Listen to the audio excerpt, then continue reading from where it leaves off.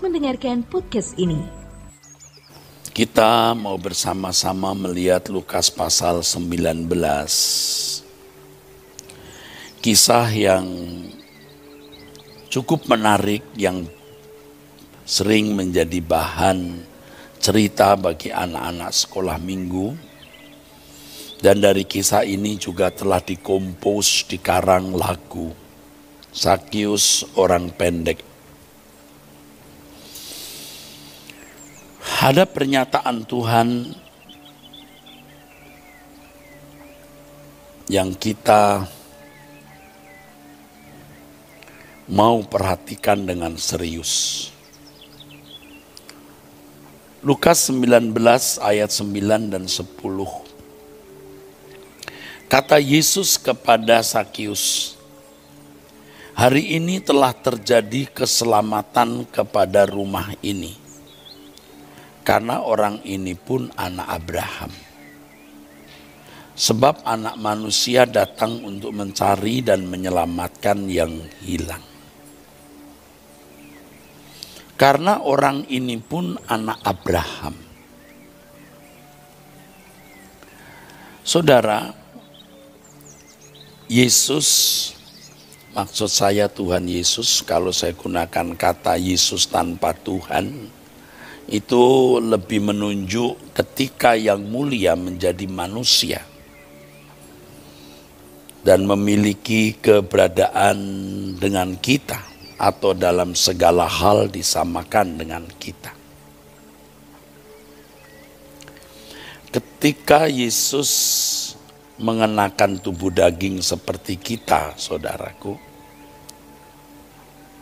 mengatakan bahwa orang ini maksudnya Sakius anak Abraham.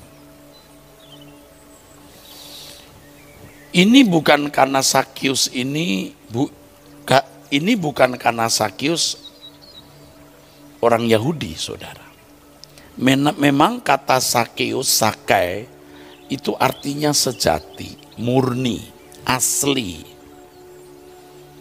Orang tua Sakius mengharapkan suatu hari Sakius menjadi orang Yahudi sejati. Dari namanya kita dapat menangkap harapan, juga tuntutan dari orang tua Sakius. Tetapi ternyata keadaan hidup Sakius bertolak belakang dari harapan, impian, dan tuntutan orang tuanya. Sakius sebaliknya menjadi pribadi yang tidak setia kepada bangsanya sendiri, yaitu ia menjadi seorang bukan hanya pemungut cukai, kepala pemungut cukai. Saudara harus tahu bahwa orang-orang Yahudi ini sebenarnya merasa terhina kalau memberikan pajak kepada bangsa lain, karena mereka merasa sebagai umat pilihan dan mereka biasanya memberi persembahan semacam pajak selain persepuluhan dan lain-lain itu kepada bait Allah dengan uang dirham. Nah, orang-orang Yahudi ini yang ada di bawah kekuasaan kekaisaran Roma harus memberi pajak kepada kaisar Roma. Satu kepala itu 1 dinar, saudara. Dan 1 dinar itu sebenarnya upah harian seorang pegawai dalam satu hari yang tentu cukup untuk satu keluarga. Bisa dikatakan cukup besar, tapi juga bisa. Nah, Sakius menjadi manusia yang tidak setia di mata bangsanya. Itulah sebabnya pemungut cukai sering disamakan dengan pelacur. Disamakan dengan orang-orang berdosa.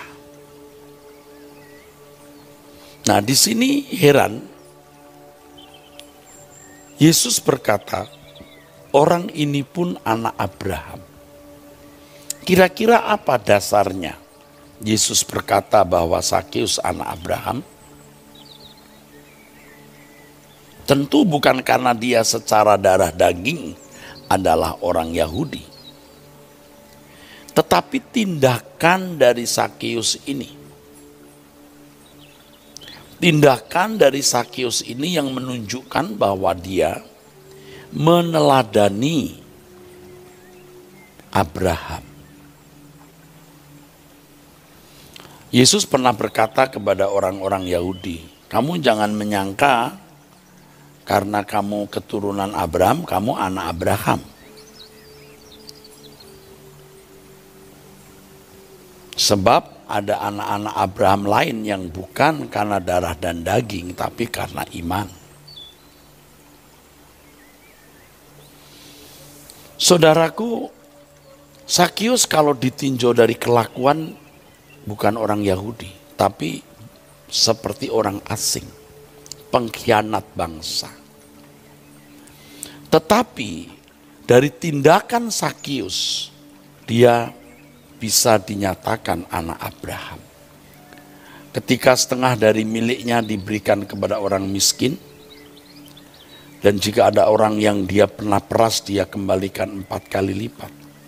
Ini bisa membuat Sakeus benar-benar menjadi miskin mendadak. Ya, seorang analis Alkitab mengupas di dalam tulisannya, dan saya setuju, bahwa Sakeus mempermiskin dirinya. Perjumpaan dengan Yesus membuat Sakeus kehilangan segala sesuatu yang tadinya menjadi tujuan hidup, menjadi kesenangan, kesukaan, kebahagiaan, agenda hidupnya, yang oleh karenanya dia tidak memperdulikan harapan, impian, dan tuntutan orang tua. Bahkan Sakeus tidak peduli kalau dirinya dianggap orang berdosa yang setara dengan pelacur dan penjahat. Demi uang, demi harta, demi kekayaan. Nah, sekarang secara drastis dan benar-benar radikal, Sakeus melepaskan semuanya. Ya. Demi menerima Yesus masuk ke dalam rumahnya. Saudara, kita tidak membaca di Alkitab apakah Sakeus sudah berhari-hari ikut Yesus atau tidak. Kalau kita membaca Lukas 19 dari ayat yang ketiga, ia berusaha untuk melihat orang apakah Yesus itu. Ini kemungkinan dia memang belum berkenalan dengan Yesus. Melihat mukanya saja belum, saudaraku. Tetapi saudaraku, satu hal yang luar biasa ya saudaraku. Bukan tidak mungkin Sakeus sudah menangkap pesan dari apa yang diajarkan Yesus dari mulut ke mulut secara lisan. Bahwa mengikut dia harus meninggalkan segala sesuatu. Seperti yang dikatakan di dalam Lukas pasal 14 ayat 25 sampai 20, maksud saya ayat 25 sampai ayat 33. Harus melepaskan segala sesuatu. Dan Sakeus sadar tanpa melepaskan segala sesuatu ia tidak layak menyambut Yesus masuk ke dalam rumahnya. Yesus berkata, Sakeus segeralah turun sebab hari ini aku harus menumpang di rumahmu. Lalu Sakeus segera turun dan menerima Yesus dengan sukacita. Tetapi semua orang yang melihat hal itu bersungut-sungut, katanya ia menumpang di rumah orang berdosa. Dia tidak tahu bagaimana Sakeus melayakkan dirinya menerima Yesus. Melayakkan rumahnya menerima Yesus. Ketika Yesus masuk ke dalam rumahnya, dia harus menjadi raja. Maka kekayaan harta yang tadinya ada di tahta hidup Sakeus harus diturunkan. Luar biasa, saudara. Baru Sakeus layak menjadikan Yesus tamu agung di dalam rumahnya. Nah, tindakan ini sebagai sebuah verifikasi bahwa Sakeus adalah anak Abraham. Dan firman Tuhan mengatakan berulang-ulang di dalam Alkitab, Roma pasal 3, pasal 4, Galatia, bahwa orang dibenarkan karena iman. Dan iman yang dimaksud adalah tindakan. Iman itu tindakan, iman itu kehidupan. Nah, banyak orang Kristen begitu dangkal memandang iman dan menganggap murahan iman itu. Teolog-teolog pada umumnya begitu lancar bicara mengenai dibenarkan oleh iman. Reformator, Martin Luther, Calvin, Zwingli, Melanchthon, dan lain-lain mendeklarasikan sola fide, terutama Martin Luther, Calvin. Apa itu iman? Anda boleh tulis buku sebanyak apapun, please. Tetapi sederhana, saya ingatkan, iman itu tindakan, iman itu perbuatan. Kalau Anda mengaku memiliki iman, hidup Anda harus seperti Paulus, yang mengatakan bahwa orang dibenarkan karena iman. Kalau hidup Anda belum seperti Paulus, Anda belum memiliki iman yang dimaksud Paulus di dalam kitab Roma dan kitab Galati dan tulisan pastoral lainnya yang ia tulis. Dan Paulus meneladani gurunya, Tuhan Yesus, yang karenanya ia berkata, ikutilah teladanku. Saudara, jadi jangan muluk-muluk. Saya bukan anti teologi, bukan anti sistematika dogmatika. Saya dosen yang mengambil atau mengampu mata kuliah etika, etika terapan, dan sistematika dogmatika. Tetapi kita jangan bangga dengan berbagai rumusan, format, definisi mengenai pokok-pokok ajaran yang ditulis Alkitab termasuk iman. Jangan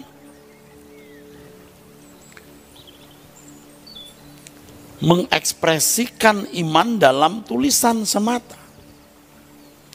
Jangan mewujudkan, melukis iman dalam pengajaran sistematika dogmatika semata. Semata artinya jangan hanya itu juga dibutuhkan. Tetapi rumuskan di dalam hidup. Ekspresikan dalam hidup, ejawantahkan dalam hidup, peragakan dalam hidup. Makanya Anda bicara mengenai iman, hidup Anda harus seperti Paulus. Dan sebenarnya kebenaran ini sangat menampar saya, saudara. Ketika saya menyadari kebenaran ini, saya ditampar oleh kebenaran itu. Saya lihat hidup saya, wah, rasanya saya belum beriman dengan benar. Baru saya belajar untuk bertobat, mengalami perubahan pikiran.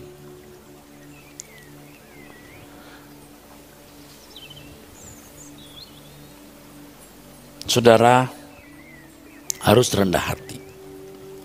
Harus mau menerima, maksud saya mendengar dengan rendah hati dan menerima kebenaran-kebenaran ini. Kalau saudara haus dan lapar akan kebenaran, nurani saudara akan mendapatkan konfirmasi dari Tuhan. Ini benar. Maka kepada jemaat Tuhan yang kekasih, Anda bukan pendeta, Anda bukan teolog, tidak masalah sama sekali. Jangan merasa bahwa pendeta atau teolog itu adalah kelas khusus atau VIP atau VVIP. Semua kita VVIP. Alkitab mengatakan semua kita imamat-imamat. Di dalam kekristenan tidak ada pembagian imam dan awam, semua imamat. Standarnya sama, Tuhan Yesus Kristus. Dan kehidupan Yesus diteladani oleh Paulus yang memiliki iman terhadap Yesus. Yang karenanya ia berkata dibenarkan oleh iman.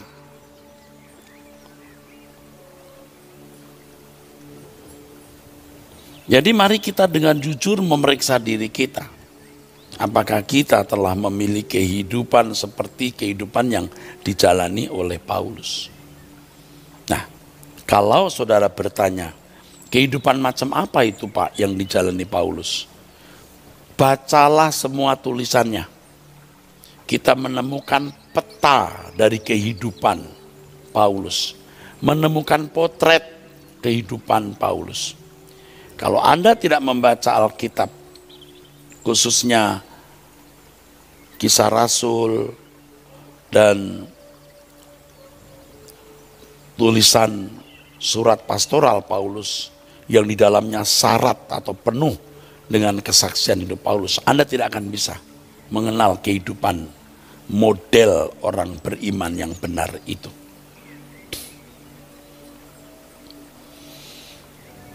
Paling tidak saudara rajin mendengar suara kebenaran melalui Truth ID. Paling tidak. Karena melalui ini saudara-saudara mendapatkan gambaran kehidupan orang beriman yang benar. Jadi harus ada usaha. Usaha untuk mengenal. Ini bukan pewahyuan yang secara otomatis, secara mistik kita dapatkan. Kita mesti membaca Alkitab. Kalau tidak mengerti ya harus ada mentor. Anda harus punya mentor. Silahkan. Siapa mentor Anda? Memang Tuhan memberikan rasul, nabi, gembala sidang, guru, pengajar, penginjil untuk itu. Nah kalau saudara di Truth ID, saya mentor saudara. Saya tidak memaksa saudara menjadikan saya mentor. Yang mau silahkan, nggak mau ya banyak pendeta di media sosial melalui YouTube, Anda bisa belajar, silahkan. Tapi kalau saudara di Truth ID, saya mentor, saya bapak rohani saudara. Nah ini yang saya ajarkan saudaraku. Saya juga memeriksa hidup saya sendiri. Kamu sudah seperti Paulus tidak? Nah, dan itu menjadi persoalan kompleks setiap hari. Kompleks, rumit. Dan itu agenda satu-satunya bagaimana kita mau menjadi serupa dengan Yesus. Dan kita belajar dari kehidupan kemanusiaan sosok Paulus. Ya, saudara. Mungkin saudara berkata, wah Pak ini berat. Hidup Paulus ini kan luar biasa. Enggak, standar. Kalau bukan standar, Paulus tidak mengatakan ikutilah teladanku. Jadi jangan saudara merasa bahwa kehidupan Paulus itu kehidupan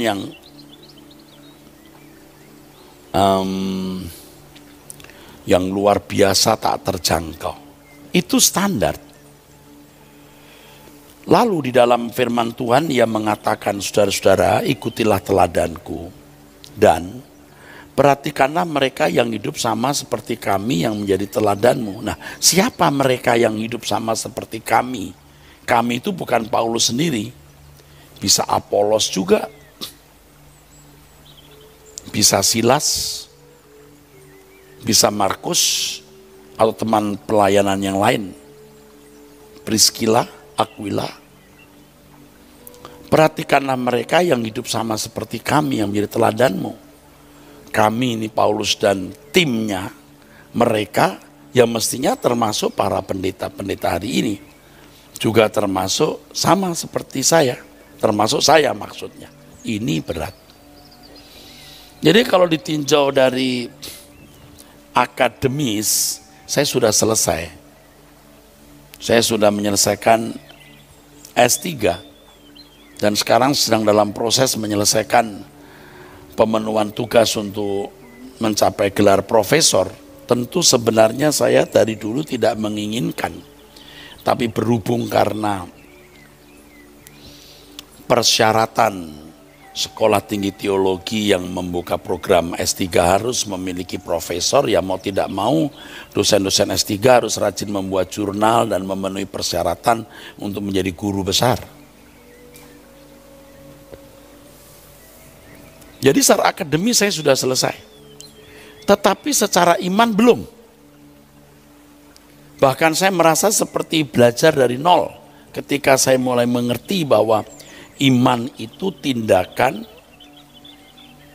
yang standarnya itu, kalau itu dikenakan untuk manusia seperti saya persis yang lahir dari perempuan berdosa, Paulus. Tapi standar ideal yang sempurna Yesus. Kalau beriman harus seperti Yesus. Kalau beriman mengacu pada model manusia yang dilahirkan dari perempuan berdosa, Paulus. Belum selesai sekolahnya. Saya belum selesai kuliahnya untuk sekolah iman ini. Jadi jangan merasa sudah selesai. Ikutilah teladanku dan perhatikanlah mereka yang hidup sama seperti kami yang menjadi teladanmu. Saudara tahu, kalimat dan perhatikanlah mereka yang hidup sama seperti kami yang menjadi teladanmu. Ini sebenarnya sebuah tuntutan untuk hamba-hamba Tuhan agar bisa menjadi teladan. Dan itu yang terus terang ya kita abaikan. Maaf kalau orang tidak abaikan, saya abaikan. Walaupun tidak ingin menjadi orang bejat, tapi juga tidak ingin menjadi model yang serius diteladani. Bahasa kita untuk membuat kompromi atau sebuah tindakan permisif adalah aku manusia berdosa seperti kamu yang dalam proses. Proses terus. Kapan jadi teladannya? Nah, setelah mengerti kebenaran, ya kita maksa diri. Maksa. Memang harus dipaksa. Dunia itu sebenarnya secara diam-diam itu menggiring kita ke dalam kegelapan abadi. Kalau kita tidak memaksa diri kita menarik dari dunia, tidak bisa.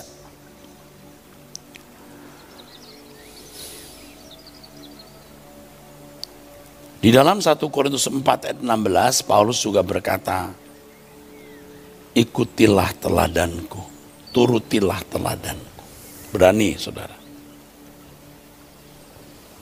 Saya juga bisa menduga, saudara, orang-orang zaman itu melihat kehidupan Paulus yang tidak normal itu, ya bisa berkata, nah, ngikuti teladan orang seperti ini apa senengnya?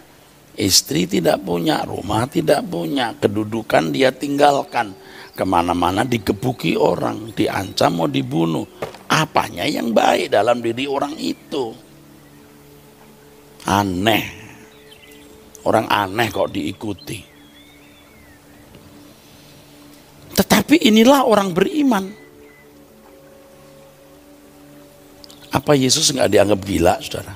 Paulus dianggap gila, Yesus pun juga pernah dianggap gila. Aneh.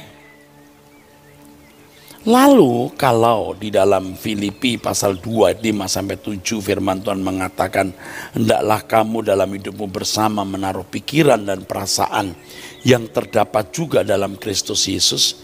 Kan sama, mari kita gila bareng. Kalau itu dianggap gila. Mari kita tidak waras bareng. Mari kita tidak waras bersama. Mari kita hidup tidak wajar.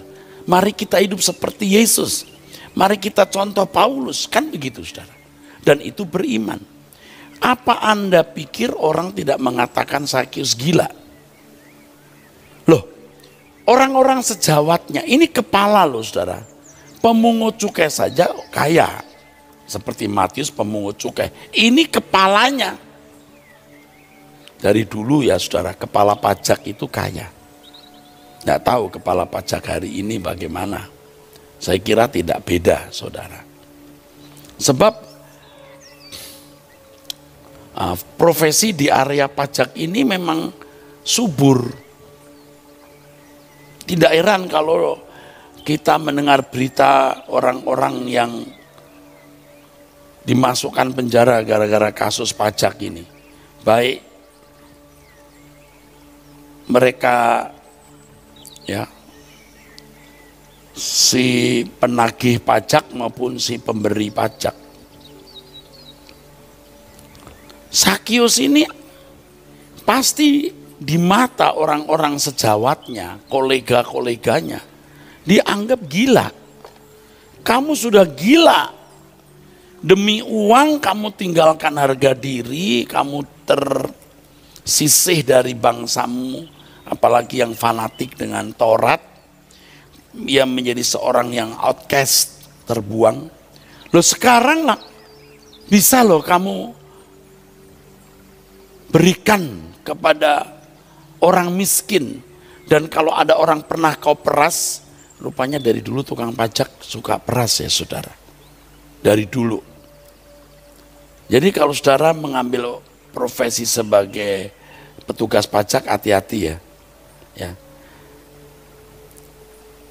Wajib pajak bisa ketangkap polisi, masuk penjara karena tidak membayar pajak dengan baik. Petugas pajak juga bisa masuk polisi, masuk penjara, ya.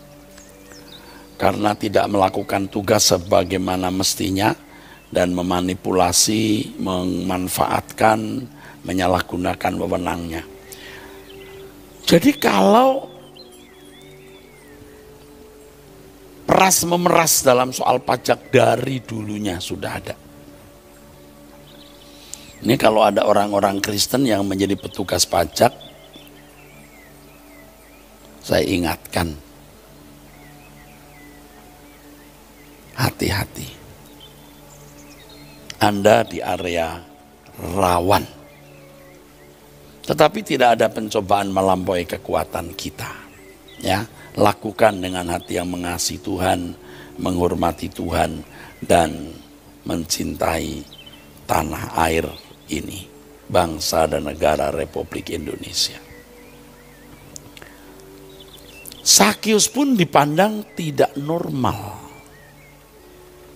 Kehidupan macam apa Sakius yang kamu jalani akibat perjumpaan dengan pria dari Nazaret ini, rabi dari Nazaret ini.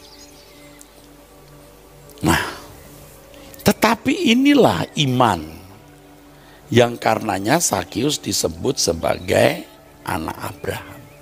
Yuk kita lihat kehidupan Abraham. Abraham pun juga punya kehidupan aneh, saudara. Tidak wajar.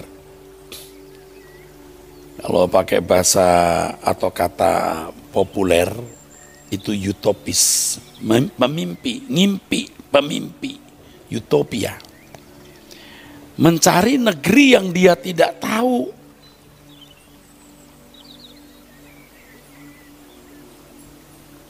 Yang akan ditunjukkan Elohim Yahweh, Allah yang tidak dikenal banyak orang. Kalau agama Zoroaster misalnya yang populer atau agama yang lain bisa dimengerti. Ini Elohim Yahweh yang waktu itu belum terkristal menjadi agama Yahudi karena belum ada wahyu dari Allah kepada Musa. Lalu Abraham pakai ganti nama lagi. Dari Abram jadi Abraham. Katanya bapak banyak bangsa loh, anak satu aja enggak punya kok. Aneh memang. Sudah punya anak, anaknya pun mau disembelih. Aneh enggak saudara? Aneh. Aneh. Tetapi Abram submit, tunduk. Itu iman. Itu iman. Tunduk, submit. Itu iman. Jadi jangan sampai sesat. Jangan memahami iman itu sekedar sebuah pemikiran lalu disusun jadi sistematika teologi di buku-buku tebal. Kelihatannya itu menyingkapkan iman, justru itu membuat seperti benang kusut dan orang sesat di dalam pemikiran tersebut. Bukan tidak boleh tulis buku, tapi tulis di dalam kehidupanmu, di perilakumu, sikap hatimu, gerak pikiran, perasaan, ucapanmu, dan seluruh perilakumu. Tolong deh, please. Karena pemahaman yang salah tentang iman, maka tidak heran kalau Martin Luther berkata bahwa kitab Yakobus itu jerami kering yang mestinya tidak perlu ada di Alkitab atau dikanonkan.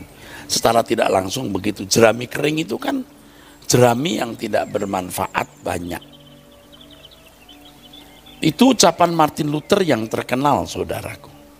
Kenapa sampai dia bicara begitu? Ya karena sola fide-nya itu kebablasan. Sola gratia-nya itu belum tepat. Sola scripturanya sudah benar mestinya. Kalau begitu apakah Martin Luther sesat, Pak? Tidak. Loh kok bisa, Pak? Tidak. Dia seorang besar. Dia pilihan Allah. Dia hamba Allah di zamannya. Yang pada waktu itu memang dibutuhkan sosok seperti dia. Tetapi dengan pernyataan bahwa kitab Yakobus seperti jerami kering, itu mengisyaratkan bahwa apa yang diajarkan Martin Luther harus dilengkapi oleh generasi berikut. Saudaraku, saya ulangi ya, Martin Luther sosok besar, tokoh besar, tapi kita harus melengkapi reformasi gereja dengan kebenaran yang lebih lengkap dan utuh. Apakah itu bukan berarti kita mengubah sejarah? Sejarah itu telah berubah-ubah, saudaraku. Nggak ada orang bisa mengubah sejarah. Sejarah akan bergulir sesuai dengan warna sejarah itu, dan di dalam tatanan Allah yang memberi kehendak bebas manusia. Jadi saudaraku, kita harus melihat Alkitab itu seluruhnya dan mengaku ini wahyu Allah. Kalau Martin Luther seandainya hidup pada zaman sekarang mengatakan surat Yakobus itu jerami kering, mungkin ia juga bisa protes kepada lembaga Alkitab dunia atau lembaga Alkitab Indonesia, tolong deh surat Yakobus jangan dimasukkan di dalam Alkitab. Di media sosial pasti Martin Luther dianggap sesat. Rame-rame orang membuli dia. Tepatnya rame-rame orang membuli beliau. Ini orang terhormat, saudara. Tapi ternyata memang pada zamannya beliau efektif.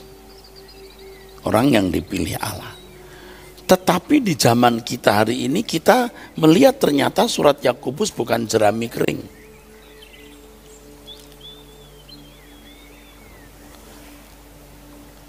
Karena Alkitab mengatakan, ini Yakobus, jika iman itu keyakinan akan Allah, tidak disertai perbuatan, maka iman itu pada hakikatnya adalah mati. Jadi Abraham percaya Allah. Nah percayanya itu mesti ada follow up-nya, ada ekspresinya, ejawantahnya. Ada tindakan dari iman tersebut. Jika waktu mencukupi, saya juga bisa bicara bahwa anugerah itu disertai kekudusan. Anugerah disertai menjadi serupa Yesus. Anugerah disertai kehidupan tidak bercacat, tidak bercela. Anugerah disertai dengan sempurna seperti Bapa. Anugerah diikuti dengan menjadi mempelai Tuhan. Jika tidak, seperti tubuh tanpa roh. Iman itu kehidupan. Tubuh ini dari tanah. Tapi kalau tidak dihembus oleh hembusan nismat kaim, tidak hidup. Iman ternyata begitu. Tubuh iman maksudnya harus disertai roh, spirit, hembusan apa? Firman. Abram percaya adanya Allah.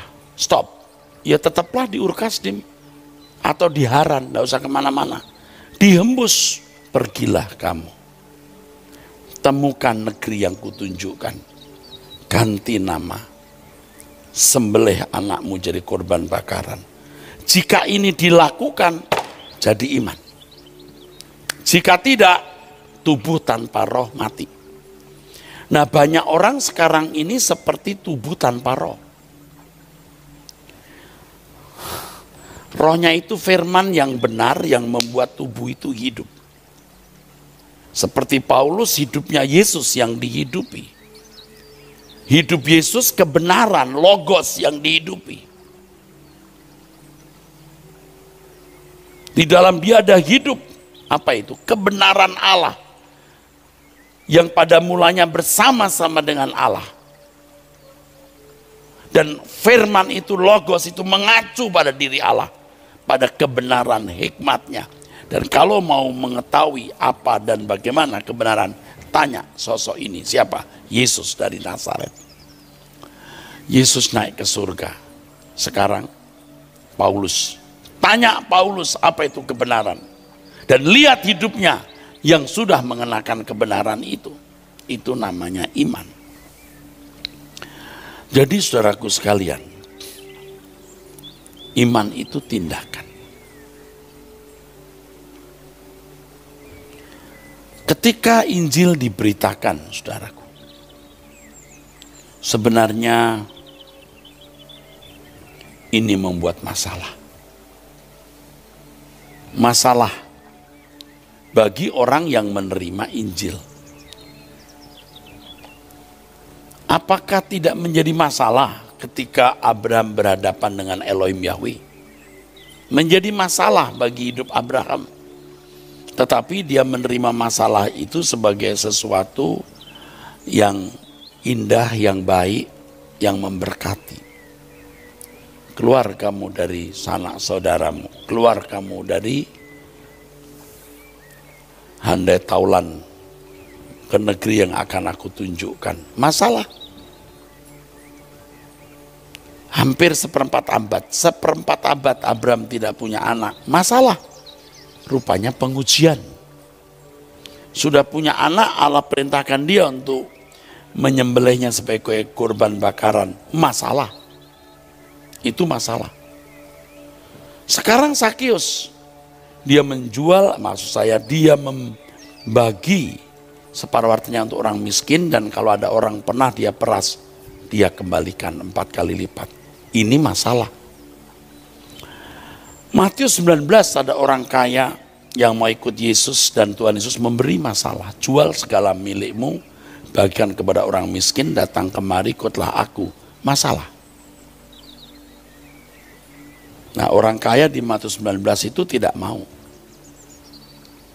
Dia tidak mau. Tidak mau masalah atau tidak mau melakukan tindakan, tidak punya iman. Tidak punya iman. Gagal beriman, saudaraku. Ya. Beda dengan Paulus. Kalau kita membaca Filipi pasal 3 dari ayat yang ke-6, 7, 8, 9, 10, dia melepaskan semuanya dan menganggapnya sampah. Waduh, melepaskan semua dan menganggap sampah, ini masalah. Tetapi itulah iman. Nah, gereja hari ini tidak mengajarkan iman yang benar.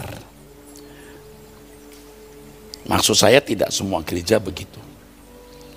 Malah sebaliknya datang ke Tuhan supaya dapat kesembuhan. Bukan salah sembuh oleh nama Yesus, bisa. Karena memang itu tanda. Tapi tujuan iman bukan kesembuhan ilahi.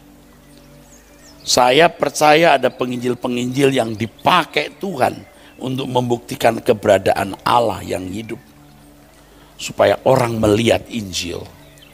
Tetapi maksud Injil diberikan supaya manusia mengalami kehidupan yang baru di dalam Tuhan.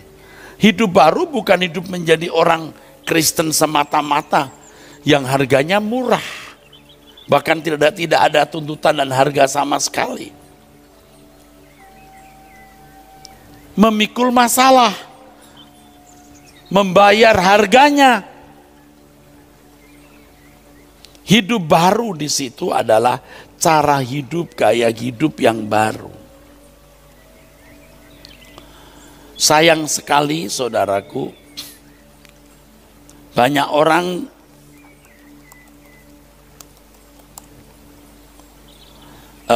menjadi Kristen ya karena orang tua Kristen atau pasangan hidupnya Kristen, lalu ya ikut jadi orang Kristen. Kasihan, dia tuh cuma beragama Kristen, dia tidak masuk surga saja. Ataupun kalau perbuatan baik dia hanya menjadi masyarakat tapi gagal selamat. Selamat itu artinya dikembalikan ke rancangan Allah semula. Banyak orang Kristen, atau sebagian besar begitu. Kristen yang benar itu seperti Kristus. Seperti Kristus itu yang Filipi 2 ayat 5-7 tulis, mengosongkan diri, melepaskan segala hak. Seperti yang dilakukan Sakeus, seperti yang dilakukan Paulus. Itu baru namanya iman, saudaraku. Tapi hari ini sudah tidak jelas. Banyak orang tidak mengerti iman yang benar itu. Nah, karena tidak mengerti iman yang benar, maka gereja bisa menjadi tempat di mana profesi pendeta itu menguntungkan. Gereja menyediakan jasa liturgi, jasa doa, diakonia sekedarnya atau ala kadarnya. Tetapi berhak menagih yang namanya persepuluhan. Ada lagi yang pakai buah sulung atau apa namanya persembahan macam-macam. Ini sudah meleset jauh, meleset sekali. Mestinya yang diajarkan adalah kehidupan Yesus. Ya, tadi saya katakan anugerah harus disusul dengan kekudusan. Bukan karena kita kudus selamat karena anugerah. Tapi anugerah yang benar, yang sejati, itu anugerah yang disertai tanggung jawab apa? Hidup sesuai dengan kehendak Allah, belajar melakukan kehendak Bapa. Makanya jangan heran kalau Yesus berkata kepada orang-orang yang tidak melakukan kehendak Bapa, "Enyah kamu." Itu orang-orang Kristen yang menyebut Yesus Tuhan, Tuhan. Makanya Yesus berkata, "Kau sebut aku Tuhan?" Ini berarti sudah percaya dong dia berasal dari Allah. Tidak masuk surga kalau tidak melakukan kehendak Bapa. Saudara, kalau saudara berpikir bahwa keselamatan karena anugerah titik, tapi tanpa mengajarkan apa itu anugerah, bagaimana tindak lanjut atau follow up dari hidup dalam iman, loh, Anda membuat orang hanya beragama Kristen, tapi tidak mengajarkan kekristenan yang sejati, bagaimana mengajarkan jemaat melakukan kehendak Bapa. Sakeus contohnya, terima Yesus, lalu apa yang dilakukannya? Iya, atau bisa simultan, dia memberi separuh hartanya kepada orang miskin, dan kalau ada orang pernah dia peras, dia kembalikan 4 kali lipat. Paulus pun juga begitu, perjumpaan dengan Yesus jadi masalah. Dia meninggalkan keanggotaannya sebagai anggota Sanhedrin dengan segudang hak dan hak istimewa, privilege dan segala keuntungannya. Tetapi inilah iman yang membawa manusia kepada rancangan Allah semula, yang suatu hari dia akan mendapatkan kemuliaan bersama dengan Yesus. Ini nyanyiannya Sakius, juga nyanyian kita. Mengosongkan bejana, melepaskan segala keinginan, dipenuhi dengan gairah surgawi, tidak ada yang diingini lagi. Ya, jadi miskin lalu dia mau belanja apa? Tetapi inilah kekayaan orang percaya. Hari ini Abraham sudah bersama dengan Bapa di surga. Seandainya Abraham hidup 2000 tahun dalam pencarian akan rumah Allah atau negeri yang Allah janjikan, itu pun belum sepadan dengan kemuliaan yang Abraham dapatkan kemudian. Tapi dia hanya hidup berapa tahun, saudaraku? Ya, tidak lebih 120, 100, ya nggak lebih 150 tahun. Nah, kita hanya 70 tahun yang kemudian kita akan memperoleh kemuliaan kekal bersama dengan Tuhan Yesus. Ya, Tuhan memberkati.